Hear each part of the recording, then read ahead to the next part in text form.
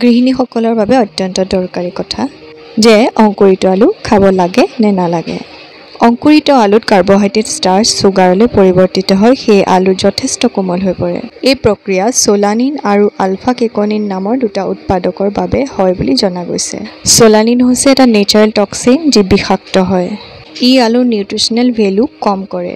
যদি আলুত বহুত ডাঙৰ ডাঙৰ গজালি আহিছে নাইবা কোমল হৈ পৰিছে তাত বহুত ৰেখা আহিছে তেতিয়াহ'লে তেনে আলু নোখোৱাই ভাল। যদি আলুত কম পৰিমাণে সেউজীয়া ৰং আছে সেইখিনি সম্পূৰ্ণৰূপে কাটি পেলাব লাগে তাৰপিছতহে খাব লাগে। ইয়াৰ উপৰি ৰেড বা পিংক আলুও দেখা যায় যিটোক আমি খোৱাটো এভইড কৰিব লাগে কিয়নো ইয়াত হাই পৰিমাণৰ সোলানিন টক্সিক থাকিব পাৰে। গ্ৰীণ পেটচেছ দেখা আলুবোৰতো সোলানিন আৰু ক্ল'ৰ'ফিলৰ মাত্ৰা থাকিব পাৰে সেয়েহে এনে আলু নোখোৱাটোৱেই ভাল। আলুৰ ওপৰত এই প্ৰশ্নবিলাক মোৰ মনলৈ আহি থাকে যিহেতু সেয়েহে এটা ভিডিঅ' আগবঢ়ালোঁ আৰু এই কথাখিনি মোৰ নহয় গৱেষণাত পোৱা কথাহে। আজিলৈ আহোঁ তেনেহ'লে ধন্যবাদ।